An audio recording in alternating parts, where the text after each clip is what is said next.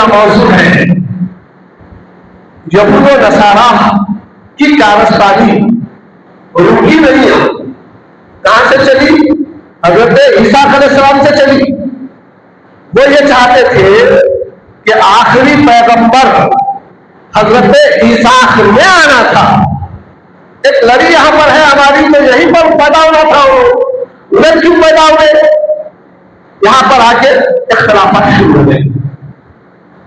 आखिरी नबी हजरत ईसा अलैहिस्सलाम की औलादों में आए, ईसा अलैहिस्सलाम की औलादों में नहीं। यहां से आपस में इख्तिलाफात है, ये अपनी जगह बड़ा क्या है। भाई ये सीधी मालूमात मालूम होना जरूरी है। ऐसी बयान करके निकल जाता हूँ, निकल कर अपना टाइम करके चलो 10 नमाज पढ़ा कर चलो भाई। मैं ये चाहता हूँ कि कुछ मालूमात हो, बात और नसीहत के तहत मुसलमानों के अंदर अवेयरनेस आए, दीन क्या है समझ में आए, मजहब क्या है समझ में आए, सुन्नियत क्या है समझ में आए, राफी क्या है समझ में आए, शिया क्या है समझ में आए, यहूदी नसरानी ये कौन है समझ में आना। इंसान का फर्क, मजहब का फर्क तो आज मान रही है दुनिया, वो फला फला से लेकर है, वो फला मजहब का है, पहचान रही है, मगर इंसानियत का भी फर्क समझो। दोस्तों बड़ा उस जमाने से चला आ रहा था, कैसे हजरत ईसा अलैहिस्सलाम से। अब वो रुका नहीं। हुजूर के जमाने में भी बहुत सारे मामलात हुए, बाद में बहुत सारे मामला थे। यहूदिया नसरानिया हमेशा इस्लाम को टाचल करते रहे। जब हजरत उस्मान गनी रज़ी अल्लाह तआला अन्हु का पीरियड आया, आपकी हुकूमत 12 साल कुछ महीने है, वहां वो आगे आएगा तफसील। जब उस्मान गनी रज़ी अल्लाह तआला अन्हु बड़े अमन और अमान के साथ हुकूमत चल रही थी, यहूदी नसरानियों को वहां ले गया, बगावत की। ऐसी खतरनाक बगावत की, तो बगावत का असर ये हुआ हजरत उस्मान गनी रज़ी अल्लाह तआला अन्हु आज के दिन 18 ज़िलहिज्जा जुमे का दिन था। तकरीबन कब मिलके दिया की तारीख, मगर इत्तेफाक से मिल के आ गई है। आज 18 चांद की तारीख भी है, जुमे का दिन भी है। ऐसे वक्त में ही शाम के टाइम पर हजरत उस्मान गनी रज़ी अल्लाह तआला अन्हु को यहूदी नसरानी के चढ़ाने पर बटवारियों ने घेरा डाल के घेर के 40 दिन तक उनको पानी नहीं मिला था। 18 तारीख के दिन जुमे और जुमेरात के दिन के दरमियान में आपको दिया गया। ये ज़हन में रख लीजिए। आज मेरे उन्वान का मकसद यही है कि आपसे तारीख गुजरी है तो आपके कुछ आयात आपके साथ रखो। अब ये उस्मान गनी है कौन? खलीफा सुन्नत को है, इनका रुतबा, इनका मर्तबा, इनकी कैफियतें उम्मत के सामने लाना जरूरी है। उम्मत अगर सहाबा को ना पहचाने तो मैं तो कहूंगा जैसा हुजूर सल्लल्लाहु अलैहि वसल्लम ने फरमाया, अस्हाबुल हुजूर, सहाबा सितारों के मानिंद हैं। अगर सितारों को ही नहीं पहचाना तो चांद तक कहां पहुंचेगा? सितारों को जानना जरूरी है, फिर चांद की पहचान होगी। जब चांद की पहचान होगी तो रब की पहचान होगी। सहाबा सितारे हैं, रसूल चांद है, अल्लाह तो आगे खुल गए। तो एक मिसाल दो, मगर चांद से भी आला है दुनिया। चांद भी उनसे रोशनी पाता है, उनका हुक्म पाता है। एक मिसाल है। हजरत उस्मान गनी अबशरफ मुबशरा में शामिल है। ऐसे 10 सहाबा है, हुजूर सल्लल्लाहु तआला अलैहि वसल्लम ने इन्हें दुनिया में जन्नत की बशारत दी, तो उनके अमाल क्या थे होंगे आप अंदाजा लगाइए। उनका अमल कैसा था होगा आप अंदाजा लगाइए। नबी, अल्लाह के महबूब नबी, आखिरी अगर किसी को जन्नती कह दे तो अब उसका मर्तबे का अंदाजा हम क्या लगा सकते हैं, हमारी हैसियत क्या है।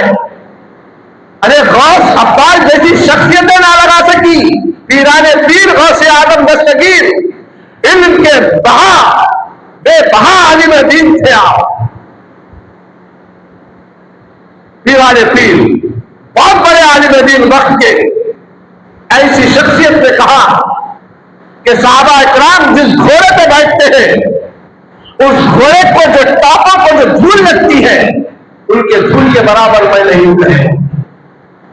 ऐसी शख्सियत साहबा के बारे में ये बोल सकते हैं तो आज 14 सदी के बाद पैदा होने वाला एक इंसान साहबा के ताल्लुक से कैसे बदगुमानी का शिकार हो सकता है। अल्लाह बताए जो बदगुमानी का शिकार होता है साहबा के ताल्लुक से, उसका ईमान जाने का खदशा है, ईमान चला जाता है, सर्फ हो जाता, पता भी नहीं चलता। जिस तरीके से तीर शिकार तीर से निकल जाता है, यानी जो लकड़ी होती है जो तीर में लगा के मारते हैं, जैसा वो निकल जाती है शिकार से, इस तरीके से ईमान सीने से निकल जाता है, पता भी नहीं चलेगा। अब मैं जदीद टेक्नोलॉजी के एतबार से बताऊं तो जैसे बंदूक से गोली निकल जाती है, इस तरीके से सीने से ईमान निकल जाता है। साहबा के ताल्लुक से अगर कोई बदगुमानी का शिकार हो जाए, यह हजरत उस्मान गनी ज़ुन्नुरैन, अल्लाह अकबर, एक दर्जा तो बता दिया मैं, जो अबशर मुबशरा में से जन्नत की बशारत पाने वालों में से 10 साहबा में से उस्मान गनी भी है। एक रुतबा यहां पर, अब दूसरा रुतबा, ऐसे कई रुतबों से नवाजा गया उस्मान गनी रज़ी अल्लाह तआला। अब ज़ुन्नुरैन कहा गया, आखिर ये ज़ुन्नुरैन है क्या? हजरत अली रज़ी अल्लाह तआला को अपनी चाहती एक बेटी दी है, एक बेटी। तो हजरत अली के आज कितने चाहने वाले हैं, हर मजहब मिलत में हजरत अली के चाहने वाले हैं। कोई ऐसा फिरका नहीं मिलेगा जिसमें हजरत अली का चर्चा ना होगा। अब बात खाने का पर आके खौफ, अली हालांकि चौथे खलीफा है, तीसरे खलीफा उस्मान गनी है। तरतीब के एतबार से आप हुजूर सल्लल्लाहु अलैहि वसल्लम ने जो तरतीब दी थी साहबा, वो तरतीब को बरकरार रखी। आप अंदाजा लगाइए, अब अली को तो चाह रहे हैं मगर अली से ऊपर वालों को, और फिर यहां पर अली को एक बेटी दी है हुजूर, उस्मान गनी को 2 बेटियां दी अपने। दिमाग हाजिर रखे, ज्योति सामने दे रहे हैं, दिमाग हाजिर रखे, जो बैठ के जरिए से खवातीन इस्लाम सो रही है, ये भी बगौर समाज फरमाए। एक के बाद एक हजरत उस्मान गनी को 2 बेटियां दी है हुजूर। दामाद रसूल भी है उस्मान गनी, हुजूर को भी चाह रहे हैं, अली को भी चाह रहे हैं। बीच में से अबू बकर सिद्दीक रज़ी अल्लाह तआला अन्हु और हजरत उमर फारूक रज़ी अल्लाह तआला अन्हु और हजरत उस्मान गनी रज़ी अल्लाह तआला अन्हु को नोवेट कर रहे हैं। इनके ताल्लुक से खामोशी क्यों? इनकी शान में कुछ तो कुछ ऐसे लाजवाब कलिमात जो उनके मनसब को घटाने वाले हैं। मैं मुख्तसर अंदाज में बता रहा हूं, क्यों? इससे ईमान जाने का खदशा है। और आज की नई नस्ल व्हाट्सएप के जरिए से या मीडिया के जरिए से ईद कदर के नाम पे कुछ ऐसे ऐसे मैसेजेस कौम के सामने आ रहे हैं, जिसकी वजह से ये साहबा के ताल्लुक से तजल्लुल का शिकार हो जा रहे हैं। अरे भाई ये क्या है? अरे ईमान का अच्छा करवा ऐसा करे, हम मानते नहीं, हम ये मानते हैं कि तुम शिकस्त दे रहे होंगे यहूद और नसारा को, मगर ईमान के हवाले से तुम्हारी और हमारे में जमीन आसमान का फर्क है। इसीलिए फर्क है कि तुमने 3 सहाबा किराम को नोट करके सिर्फ अली के हद तक चर्चा करते हैं। हम अली को भी मानते हैं, हम उस्मान गनी को भी मानते हैं, हजरत फारूक आजम को भी मानते हैं, हजरत उस्मान गनी को भी मानते हैं, हम अल्लाह के रसूल को भी मानते हैं। हद तो यह रही कि हमारे पास तो यह कैफियत है कि हुजूर सल्लल्लाहु अलैहि वसल्लम के कौल के तहत हम अपने माँ बाप को भी अपने ईमान का एक हिस्सा समझते हैं। और जो सामईन दर्जाबंदी की गई सरकार सल्लल्लाहु अलैहि वसल्लम और इसके अंदर नुक्स निकाल कर अपने ईमान को बर्बाद नहीं करना, ये साहबी ऐसे थे, वो साहबी वैसे थे, वो फला ऐसे थे, नहीं। अगर करेंगे तो फिर जितने ये कर रहे हैं हम लोग, सजदे, रुकू, खैरात, रोजे, अल्लाह जैसे भी अल्लाह को राजी करने के लिए कर रहे हैं, सब कहीं ऐसा ना हो जाए कल हशर के दिन क्या था, सब खा लिया, इतना किया, खा गया, बताओ भैया तो जनाजा आया तो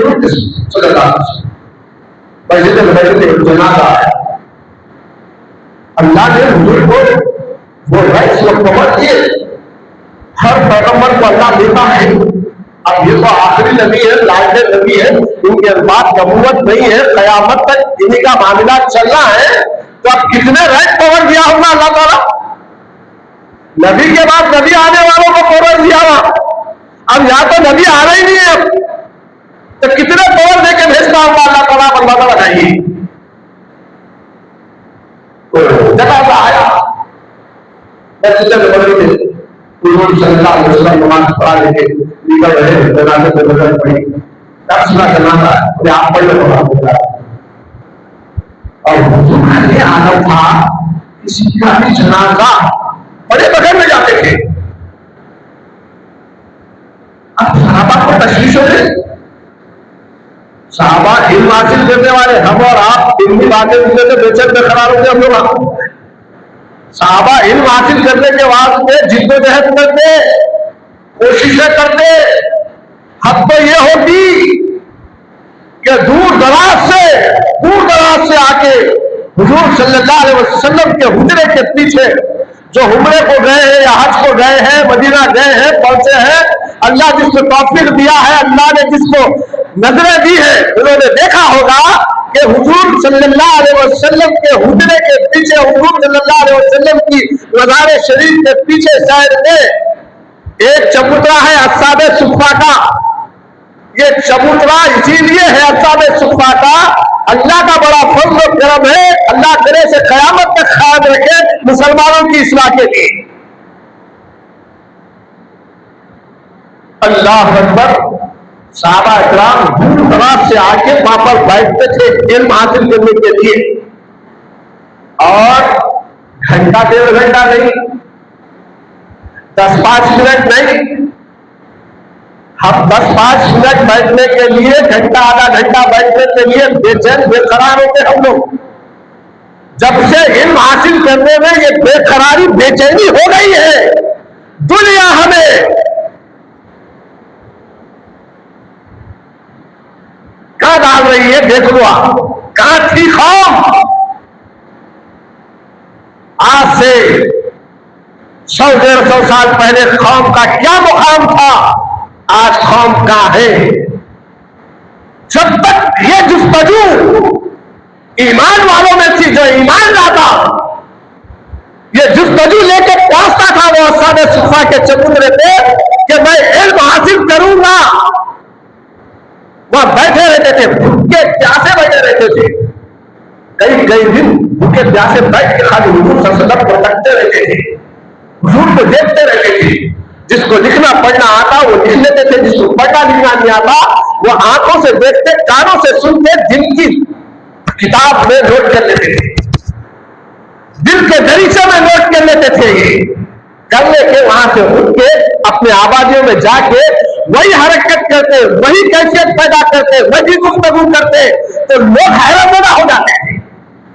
कहा मुझे स्कूल में पढ़ के आया, तेरे अखलाक इतने अच्छे हो गए, तेरे किरदार में ये फर्क आ गया, ये कितना अच्छा होके आया है।